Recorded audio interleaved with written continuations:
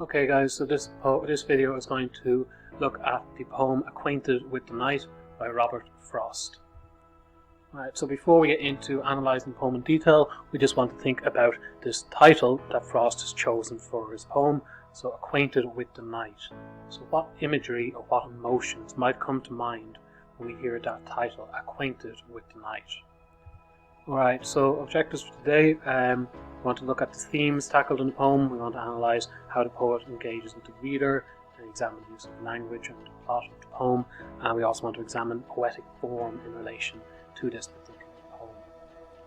Alright, if we go back to that question from the start, most likely what people are going to come up with is issues or emotions around sadness or melancholia or depression here. Now, knowing Frost, we know that he did suffer quite frequently from depression throughout his life, so perhaps acquainted with the night, that issue of the night and the darkness, may well be relevant to his emotional depression. However, acquainted is not someone. If you're acquainted with someone, you are familiar, you know them, but you're not always around an acquaintance. Okay, so it's not that he is constantly, engulfed by the night. He is acquainted with it. Okay, so definitely worth thinking about the choice of language used there in the title of this poem. Okay, so we'll get straight into reading the poem. Acquainted with the Night. I have been one acquainted with the night. I have walked out in rain and back in rain. I have outwalked the furthest city light. I have looked down the saddest city lane. I have passed by the watchman on his beat and dropped my eyes, unwilling to explain. I have stood still and stopped the sound of feet, when far away an interrupted cry came over houses from another street. But not to call me back or say goodbye, and further still at an unearthly height, one luminary clock against the sky proclaimed the time with neither wrong nor right. I have been one acquainted with the night. Okay, so based on our first reading of that, a few questions you might want to consider. How would you describe the overall emotion in the poem? Where is your insight there coming from? Why do you think you might use the word acquainted? Okay, I've already talked about that. What is an acquaintance? You think maybe think about highlighting and labeling 3 techniques. Okay, remember it's much more important that you find this information yourself. You develop the skill of being able to analyse both yourselves rather than being overly reliant on being told something. So what can you find yourself just from an initial reading? And do you notice anything different about the setting compared to other poems that we've looked at by Frost? We've studied a number of poems by Frost at this stage. Is there anything strange, anything different than what you would expect from the setting of this poem? Now, finally, some people may notice something about the structure of this poem. Okay, so if you think about the number of lines there, you may notice something between the sources as well. Alright, so I'm going to suggest pause the video here for a few minutes. Read through the poem 2 or 3 times. You want to have very good familiarity with these poems before you do in-depth analysis. See if you come up with an answer to those questions.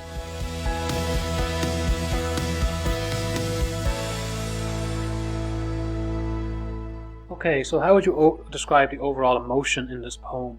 The overall emotion, he's quite melancholy in the poem. Okay, there's, he seems to be contemplating the world. However, the sadness may be more than just melancholy. Maybe it is leading into depression. Okay, you could be between. It depends on how far you feel his sadness is coming across in this particular poem. We would see there the rain. Okay, so it's pathetic fallacy. I've walked out in rain and back in rain. Okay, rain always connected with the idea of sadness. We could also see that he calls it the saddest city lane. Okay. The interrupted cry, right? Or say goodbye. All of these elements are adding to that sense of sadness coming through this poem. The idea of acquainted does suggest a familiarity with it, and suggests that it's regular. It's not a one-time. It doesn't seem to be one-time acquaintance. I've been acquainted with. We get the because he is repeating the I have over and over again as well in the poem through the anaphora. We get the sense that it is more than just a single time he's been acquainted. He is a regular acquaintance, so he comes in and out of the night quite regularly. Those techniques will come through in a few minutes. You might have spotted a few already. Do you know anything about the setting? The setting here, what we might notice is that it's an urban setting. Very, very different from Frost. We know that he was very much a person who loved rural life. Okay? So the fact that this is based in an urban setting could be important to our analysis as well. What does that urban setting do to him? Okay. And finally, I mentioned there, you might think about the structure of this poem. And so if we count the lines, we see that there are 14 lines in this poem. Now, most of you will know, if we see a 14-line poem, we immediately start thinking, okay, could it be a sonnet? However, sonnets tend to have particular forms, whether it be Petrarchan or Shakespearean. They don't have to follow one of those two forms, but generally they would. Generally, a sonnet will be about love. So this is one of those times when we will probably look at this poem, see the 14 lines, try and think about, okay, could be a sonnet. It has one feature of a sonnet, but does it have the other features? And most people would probably come to the conclusion that no, this isn't really a sonnet. It doesn't really take in all of those other features of what we would be expected for a sonnet to have. Okay, but if you wanted to make an argument, if someone could make the argument, you know that this is a sonnet got 14 lines. There's some grounds there. It's just not something that would be overly useful in terms of analysis to be referring to this as a sonnet. I don't think. Okay, so if we look into the poem, we're going to just break it into two sections. Okay, so we're going to look at the first 3 stanzas together, and then we will look at the final 2 stanzas together. So, stanzas 1 to 3. I have been one acquainted with the night. I have walked out in rain and back in rain. I have outwalked the furthest city light. I have looked down the saddest city lane. I have passed by the watchman on his beat and dropped my eyes, unwilling to explain.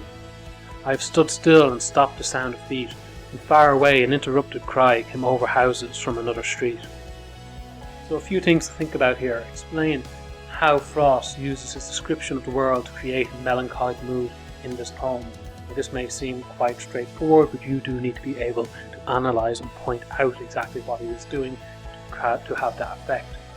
What is the significance of this interaction with the watchman in the second stanza? Why is that significant? And what noises can be heard in these stanzas? Okay, what noises do we hear in these stanzas? Alright, so I'm going to suggest you pause the video here for 2 minutes, read through those 3 stanzas, see if you can come up with an answer to those few questions.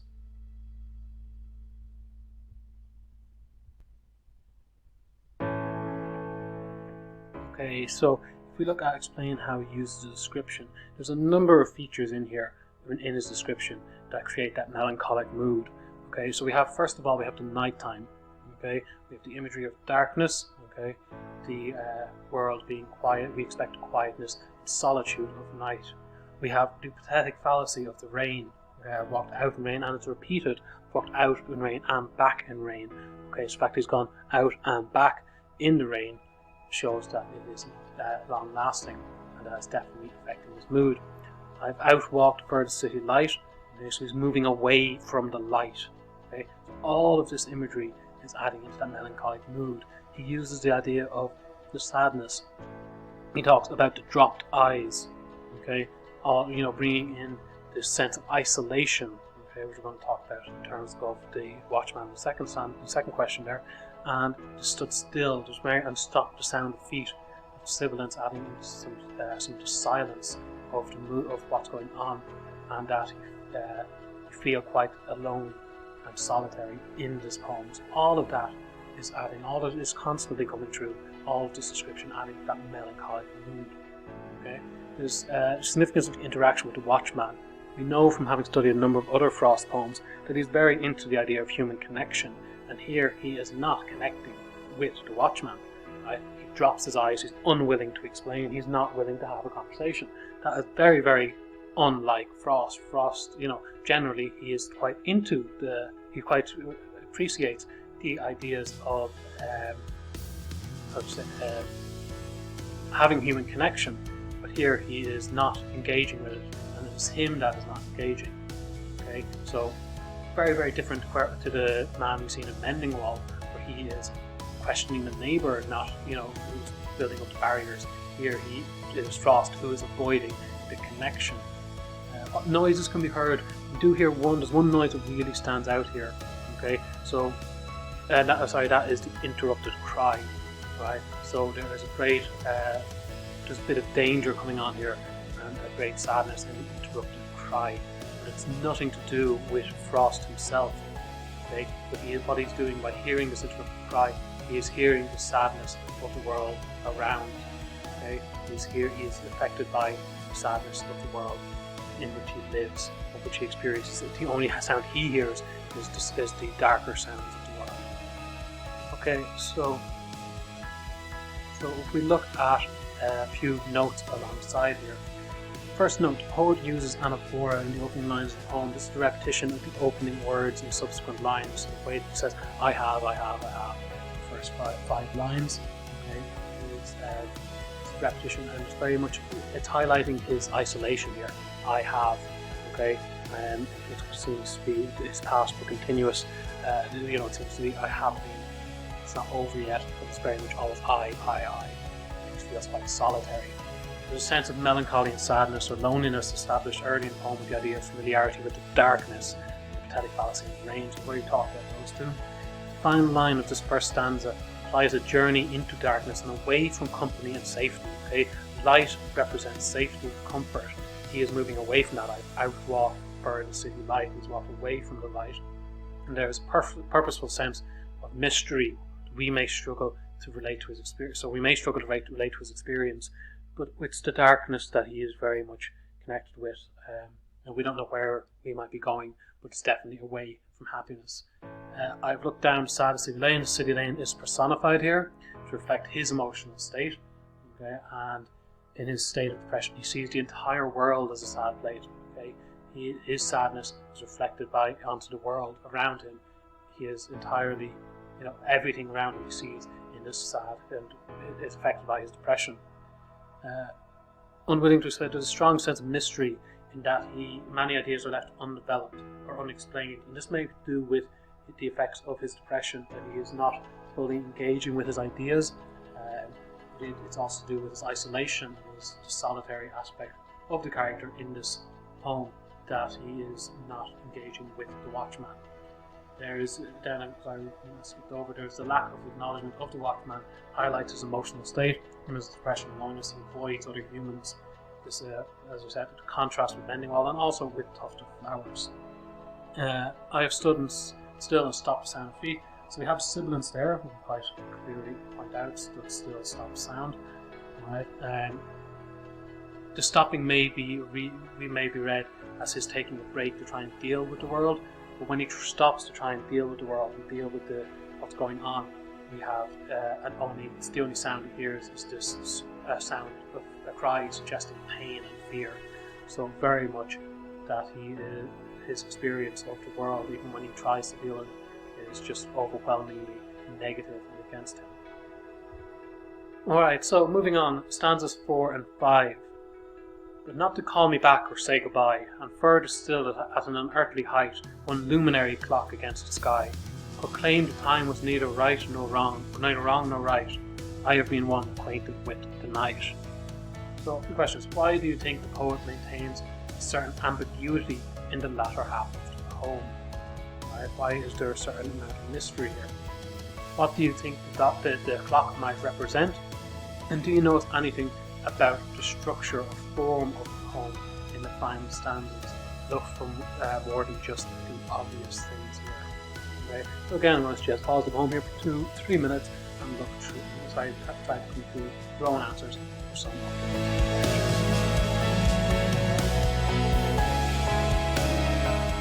Okay, so this idea of the ambiguity in the latter half of the poem most likely, or could possibly be read as his feeling of isolation, the solitary nature of what he's going through. There's an ambiguity in his experience of the world. He doesn't explain it because he doesn't feel like anyone else is going to be able to relate to it. The clock here, one luminary clock against the sky. The luminary, so the clock allows some light, okay, and illuminates the world around.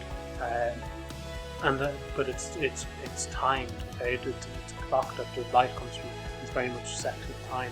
Now, this has been read as the luminary clock being the moon in the sky, where he sees the moon and the moon is something that does connect with the idea of depression as well.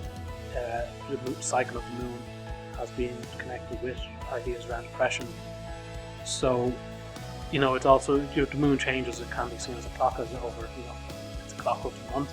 The moon goes through the cycle, of course, of basically a month. So there's a lot going on there with that luminary clock. It could be, so it's the light, but it's timed. It's the moon, and it's the which is linked with depression and the passing of the months. Okay, so linking with the moon there, possibly showing that his depression is going on over time. This is not just a solitary incident again. Finally, do you know anything about the structure or form of the poem and final stanzas? Look for more than just the obvious. Okay, so we have a few things here. Now, if we go back, we will go back and we will be looking through the rhyme scheme in a few minutes. You will notice there is a rhyme scheme to this poem, which is there is a particular rhyme scheme going through A, B, A, B, C, B, D, C, C, D, C, B, A, D, A, A. The main thing I would expect you to notice here is that it ends in a rhyming couplet.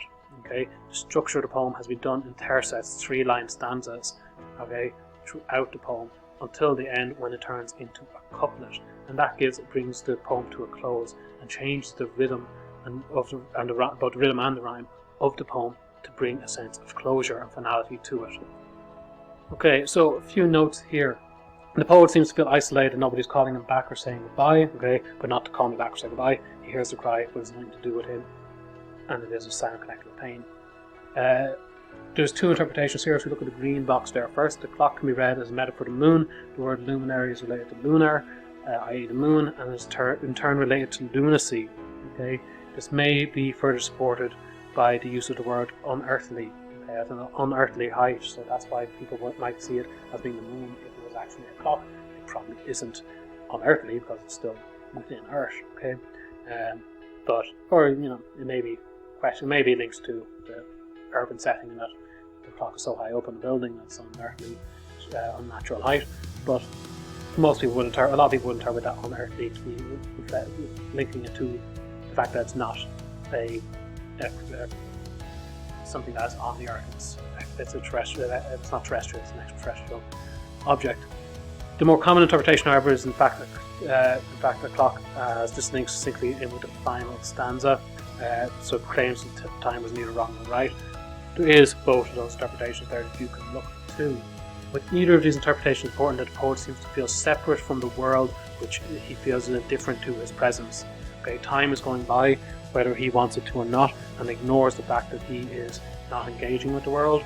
Okay, this poem is all about a loss of human connection and a loss of connection with the world. He is very, very separate from the world, in contrast to a lot of the other poems when we were looking at how he was more connected with the poem.